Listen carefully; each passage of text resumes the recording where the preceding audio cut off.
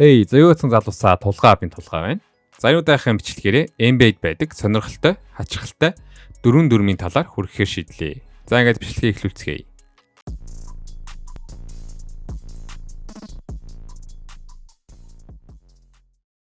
За бичлэг дээр харагдаж байгаа үйлчлэг хийсний төлөө LeBron James NBA $15,000 торгууль төлсөн байдаг. За энэ Big Ball Dance, Sam Cassell Dance гэж дуудагдсан энэхүү үйлдэл нь за 2000-ад онд NBA-ийн тоглогч Sam Cassell анх гэж олон дэлгэрүүлсэн байдаг. За Big Ball гэдэг нь ихтэй үний биеийн хэсгийг нэрлэж байгаа бөгөөд утга нь айхгүй зоригтой эргэлхэг гэсэн утгатай. За Sam Cassell NBA-д энэхүү үйлдэлийг хийхээс өмнө 1994 онд гарсан Major League 2 гэдэг кинон дээр энэхүү үйлдэл хамгийн анх гарсан байдаг. Үүнээс хойш Big Ball Dance-ыг олон тамирчид олон ч удаа хийсэн байдаг. Үүнээс болж NBA үүнийг бүдүүлэг ёс журмгүй үйлдэл гэж үзэн энэхүү үйлдэлийг хийсэн тамирчин хамгийн ихдээ $25,000 торгууль төлөх дүрмтэй болсон байна. За 2010 онд NBA-ийн нэгэн тамирчнаас болж сонирхолтой дүрм баталсан байдаг. За асуудал үүсгэсэн тамирчин нь Cram Butler. За Cram Butler нь их сургуулийн үеэс эхлүүлсэн сонирхолтой нэг зуршил байдаг нь тоглолтод пластик сорууз ажиллах юм. За ихэнх тамирчид бох шүдний хамгаалтаа ажилладаг бол Cram Butler дунджаар нэг тоглолтод 12 ширхэг сорвол ажил дуусгадаг байна. Гэхдээ бас ямар ч хамаагүй сорвол биш McDonald's, Burger King-ийн сорволтыг илүү дуртай байсан гин. McDonald's, Burger King-ээр дайрах шаардлага гарах юм бол заавал нэг бодлоор аваад гардаг байж.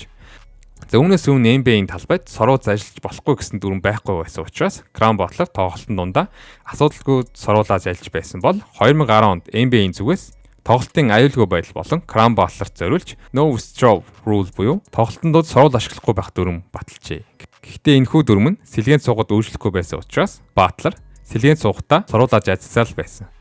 За No Withdraw Rule нь ер нь бол бусад мэргэжлийн спорт байдгүй маш сонирхолтой дүрмүүдийн нэг болов гэж бодож байна. Shaquille O'Neal-аас болж NBA-д үүссэн бас нэг сонирхолтой дүрм байдаг. За 1992 онд Orlando Magic багт драфтлагдсан Shaquille O'Neal нь за rookie удирдалтад ихэд 2 удаа шийдийг эвдсэн байдаг. За ялангуяа Phoenix Suns багтаа тоглосон тоглолтын дээр шийд холбоосоор нугарч унан тухайн шийдийг засахын тулд талбай ард оруулж зассан байдаг. За NBA-д бол өмнө шийд хагалах нь байдаг зүйл байсан бол ингэж нугарч холбоосоор салж унсан тохиолдол нь анхны удаа байв. За тийм учраас NBA бүх шийдүүдийг шалгаж дараагийн үйлдэлээс нөөц самбар шийдийг заавал байлгах шийдвэр гаргажээ. За шийдний даацын стандартыг мөн өндөрсгсөн байна. Зүүн дээр нэмээд тоглолтод тамирчин шийд эвдэх буюу хагассан тохиолдолд тамирчинд technical foul буюу техникийн алдаа өгөх дүрм баталсан байдаг. За Shaq амьдралтаа эвдсэн шийд нь алдан бусаар 10 гаруй гэж өөрөө хэлж байсан юм байна. За 2006 онд анх олон танигдсан Twitter-с болж NBA-д бас нэгэн сонирхолтой дүрм үүссэн байдаг. За Twitter дэлхийд даяараа тренд болж NBA ихэнх тоглогчид хэрэгжилж эхэлсэн. За үүнээс үүссэн гол асуудал нь тамирчид тоглолт дундуур Twitter-ыг ашиглах болсон. За 2009 онд Milwaukee Bucks багийн тоглогч Charlie Villanova half-time-ийн үеэр өөрийн Twitter дээр ийм твит хийжээ.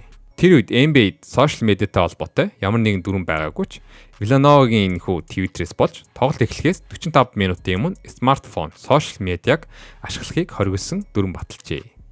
За энэ ийм дүрм гаргаад бахад хэрэгсүүн байдаг болов гэж бодож байвал Amar Stoudemire, Tyson Chandler хоёр энэхүү дүрмний хамгийн анхны торгуулийг төлсөн тамирчид юм байна. За ингээд өнөөдрийн бэлтгэсэн мэдээллийн хүрээд дуусч байна. Бичлэг таалагдсан бол subscribe, like, donate, share хийж өгөхийг хүсье. Баяртай.